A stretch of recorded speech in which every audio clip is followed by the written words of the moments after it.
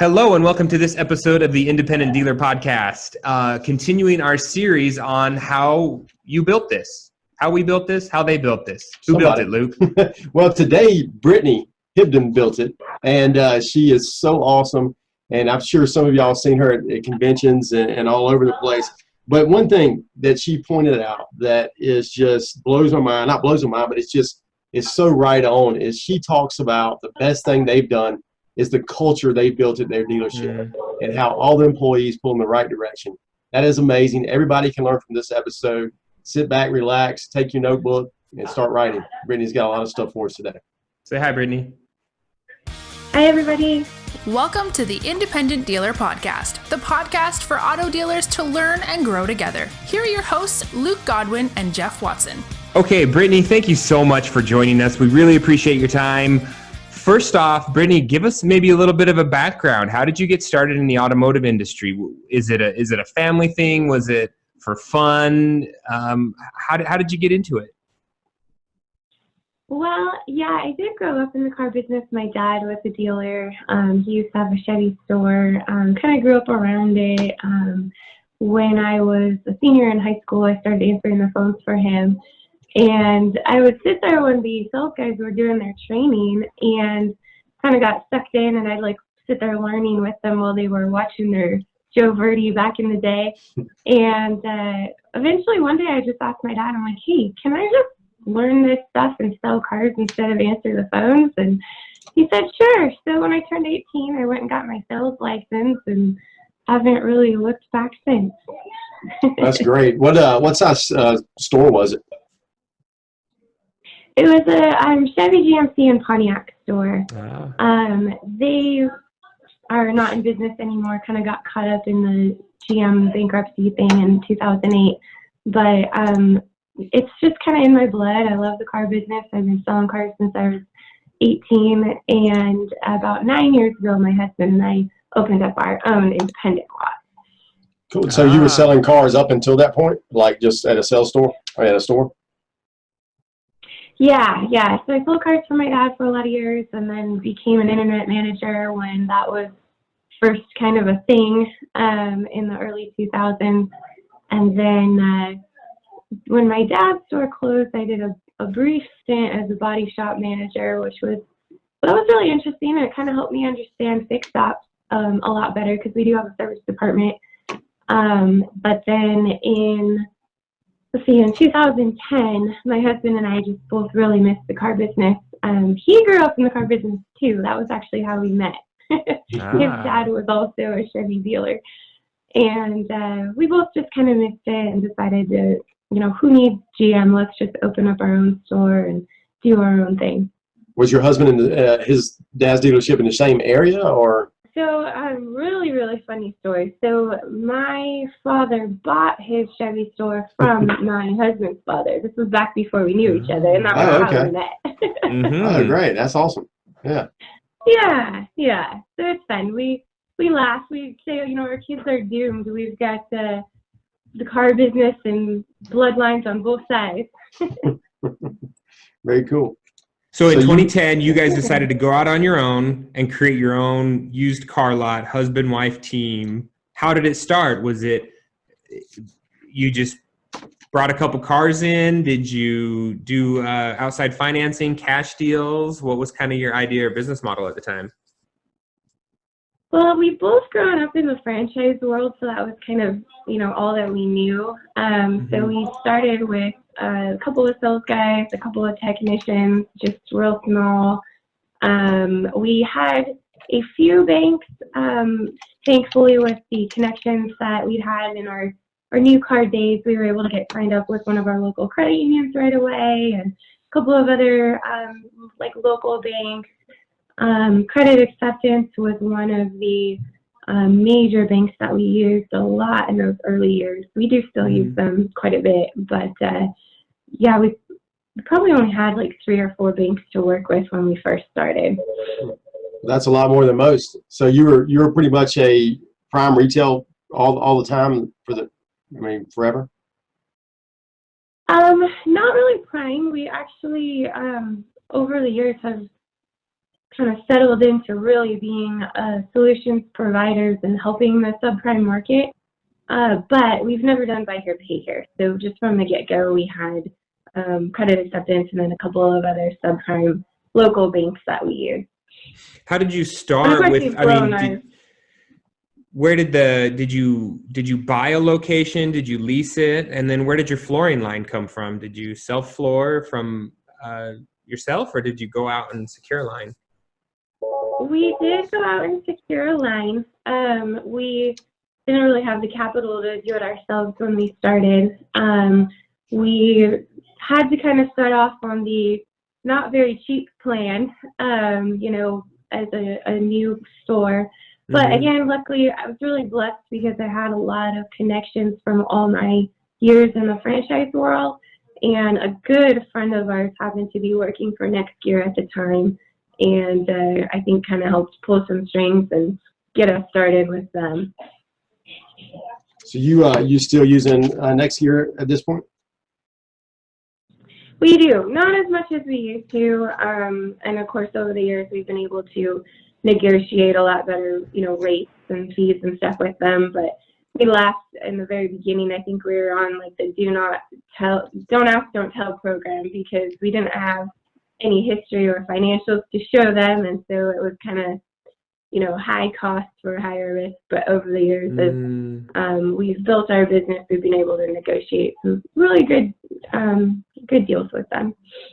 You ever tried to get at your local bank to help you out, or Four Cars, or do anything like that? Yeah, our local banks don't seem to be real interested in the flooring game. I don't know. Do you guys have any luck with that? I really haven't had much luck. Well, it's funny. We were talking to someone yesterday, and they had luck with it. And maybe it's regional as well. I mean, I know that California, maybe some regulations or something might be bigger than different parts of the country. Yeah, it could be. I kind of in the early days talked to several of our local banks, and every single one of them had no interest. So yeah. Go ahead. Go ahead, Luke. I was just saying now, so from there, starting it with you and your husband, fast forward 9-10 years, where do you guys sit now? What's your current makeup, retail, prime credit, subprime credit, kind of units, employees?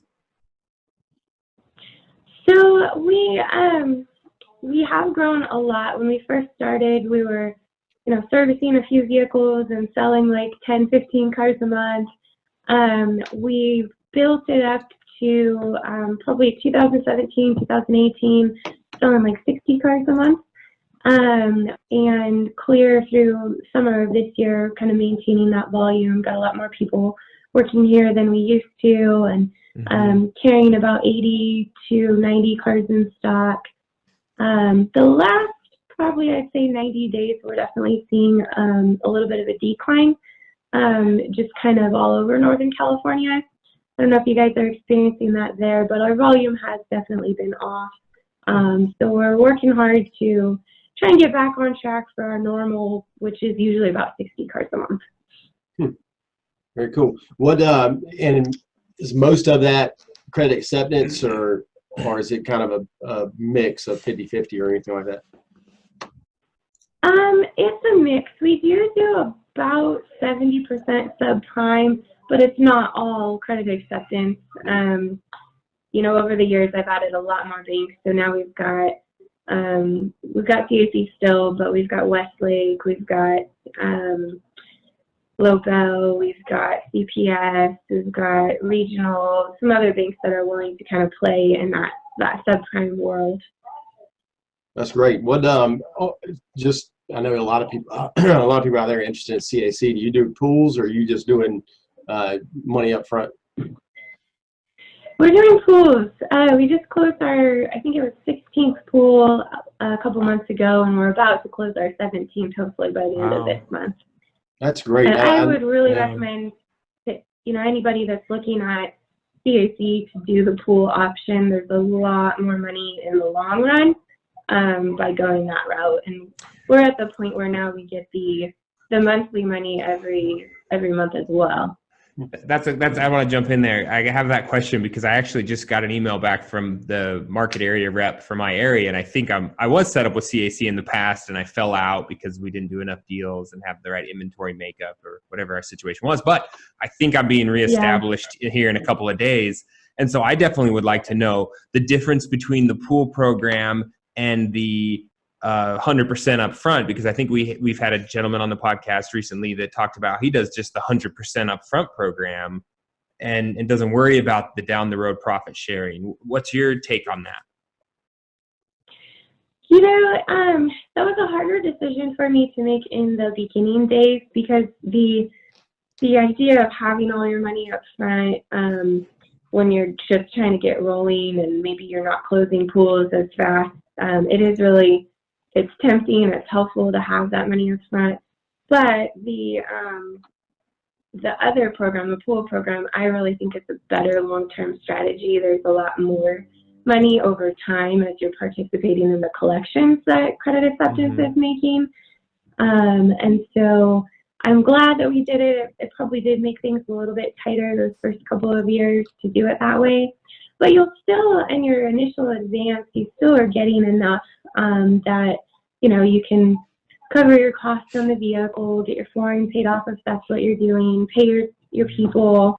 You're just continuing to participate in more profit over time. How long does it take for you to realize that profit down the road, Brittany? Is it, is it almost immediate, or is it a year out? What are you seeing? Well, so with the pool program, every time that you close a pool of 100 deals, then you do get, I think they call it a profit express check, which is kind of a big chunk of money that they hand to you in kind of advance of their expectations of how that particular pool is going to perform. And I can't tell you how many times that that check, the 100 pool count, has shown up at just the right time. Payday, sales tax, whatever is going on.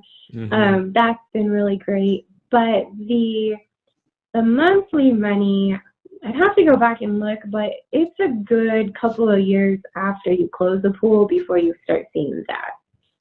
Oh, okay. I'd always wondered that. I was wondering if so as soon as you close 100, you get a check, but then it may be a year or two out before you start getting that monthly money on that pool. Right. Oh, okay. I'm probably not the right person to explain the technicality on it, but it kind of has to do with when the receivables gets below a certain threshold and the collections are there, then they allow you to kind of start participating in that on a monthly basis once they've collected on enough of that. Once their risk is totally minimized, then they start sharing the back end profit. Right. Yep. So now, what about your employee makeup? How many people do you have there at the dealership, and maybe generally where are their roles? When you're doing 50 to 60 a month, how many salesmen does that take when you're doing, a 50% subprime, 60% subprime? We have 4 right now. We've had as many as 5 and as little as 3. But then I've also got our finance manager that handles all of our funding that will jump out and take ups and kind of, act in an overflow capacity when needed. So it seems to work. That's about the right number for us. So we also have a BDC, and that's part of why we're able to make it work with only 3 or 4 people, because I've got a couple of girls in there that are making 200 phone calls a day, each person, driving traffic to the showroom. So then my salespeople role is more just to help the people as they're arriving. So it makes it possible to do it with less salespeople, but also we have more people making calls. Yeah, let's don't sleep on something she just said. I think 200 phone calls a day each. Wow. Yep. That's how you drive traffic to your store. And where are those phone calls? Is it cold calls? Is it internal leads? Is it calling customers and asking for referrals? What's going on in there? Not cold calls. It's a combination of we get a lot of leads from our website. We drive a lot of traffic to our website with radio ads and Facebook stuff, that kind of thing. And then, so we're calling the leads from our website, which is, an active person that needs our help and wants to know about our cars, that kind of thing. And then we also do a little bit of advertising on Facebook and on Google, pay-per-click type stuff. And so we're calling those customers as well. That's great. That's and you have how many people making 200 phone calls a day? Right now, 2. That's kind of varied between 2 and 3, depending on lead volume. And lead volume has definitely been off a little bit the last couple of months. But we've got a massive database of all the leads from a lot of years. So there's an opportunity to, kind of wake some of those back up and see who maybe is back in the market or ready for another car and that kind of thing. That's what's so important with CRMs, and we, I try to stress that enough. You got to mind your CRM because that's where deals come from. Yeah. And it sounds like that's a big, step in your process and what makes you successful. Let's talk about your dealership and how it's are you in a old store or is it something you built on your own? What does it look like? No, so we are in the old store that my husband's family used to have their Chevy dealership in.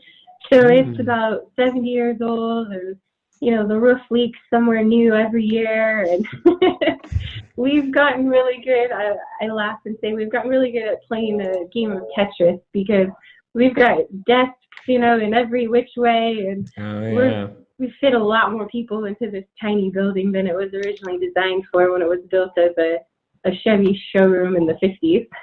So you're saying you've outgrown it. It looks like maybe they left one of their impact printers, one of their Oki Datas there in the background. If anyone's watching us on the YouTube, she's also got a museum in her dealership. They did. That's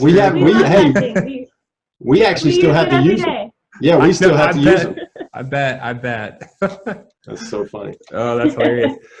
So Brittany, tell us this, from that trip, from going from 2010 when you built the dealership and you were doing 10 or 15, you and your husband, to where you are now, 4 salesmen, 60 cars, CAC, many lenders. What did you learn? What was maybe one of the highlights, or where do you think maybe a turning point for you was in that time period? Anything you can point to that would be like, hey, when we started doing this, that's when it really started rolling?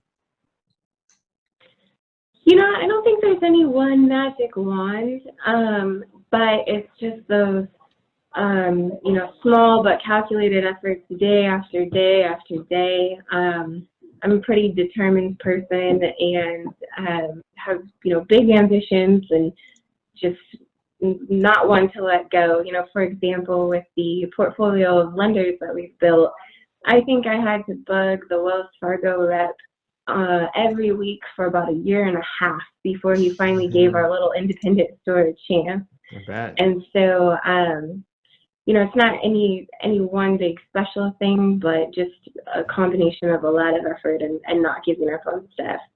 I also think. Oh, go ahead. No, go ahead. I was gonna say. I also think just kind of making the conscious decision probably about 5-6 years ago that you have to spend money to make money, which was a really kind of tough call for me as a pretty frugal person to realize that, just existing here is not going to draw people to us, but, you got to have a calculated marketing plan. And we've had a lot of success over the years doing a lot of radio. As Facebook's become a thing, we're kind of shifting from some mass media more to the social world, social media, but just always kind of putting our name out there and me getting over myself and, not caring anymore to be on the radio and put my face all over Facebook and that kind of thing. Yeah, you mentioned that, I think, in a conversation we've had previously where you said it's a little weird at first when the person recognizes you in the grocery store as the lady that wears the pickle costume on the ads, or the lady on the radio. Hey, you're that really annoying voice on the radio that comes on all the time, every 10 minutes. Yes. So that Yes, yeah, that is pretty funny, and kind of had to get to the point because I'm really in person a pretty reserved, conservative person, and so having to realize that we can get outside of our own box and try new things, and really just stop caring about what other people think was kind of a huge turning point, I guess, for me.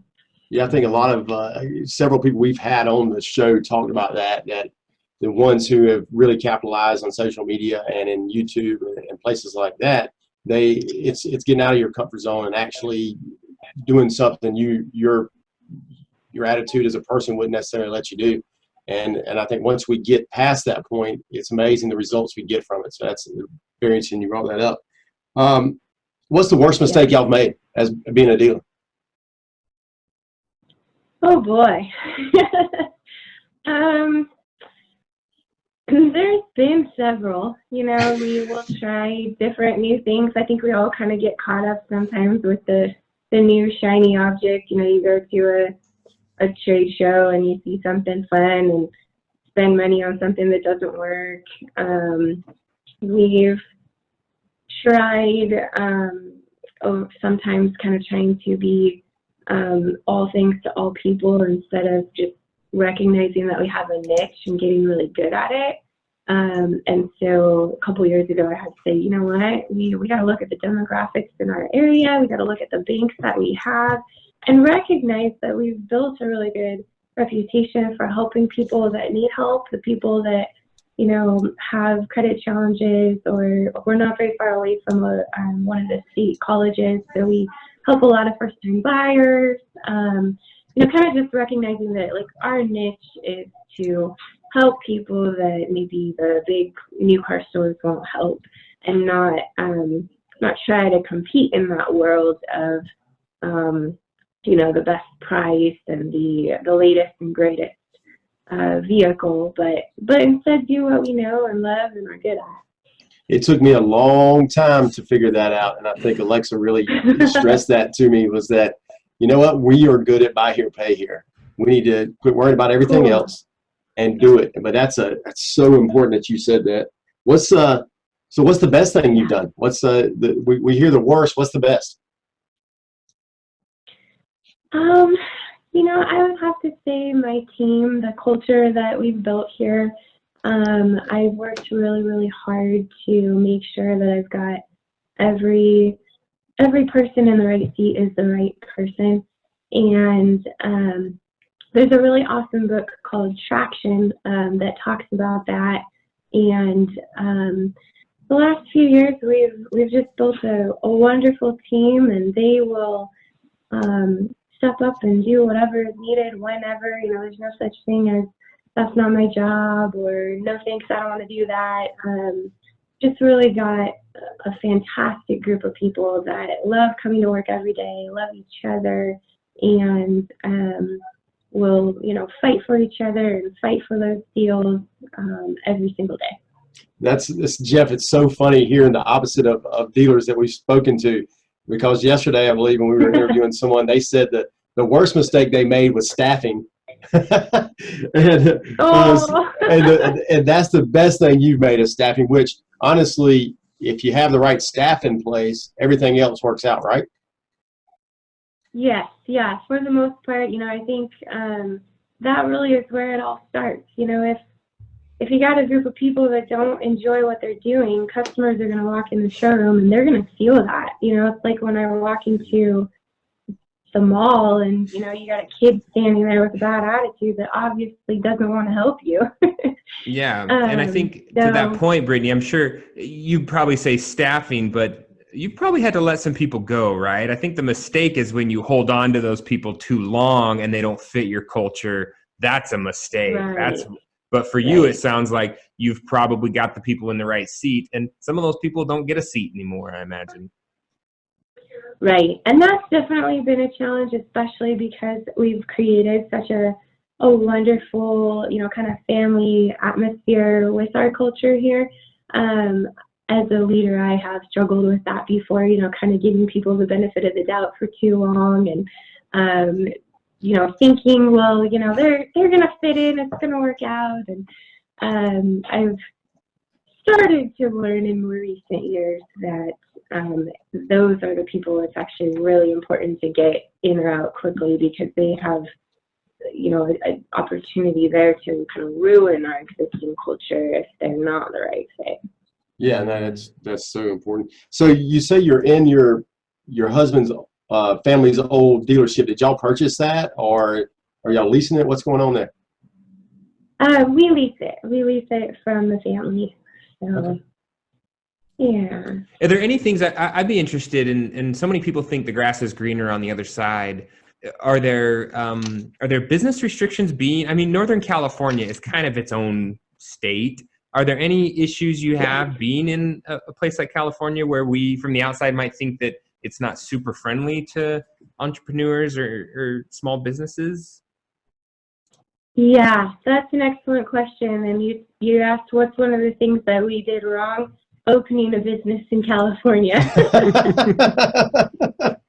No, but that's true. Even people we've talked to, Oh, yeah. we ran into someone the other day. I'm trying to remember who it was, but they said, well, their big issue is that so many businesses are leaving California that they're losing those clients.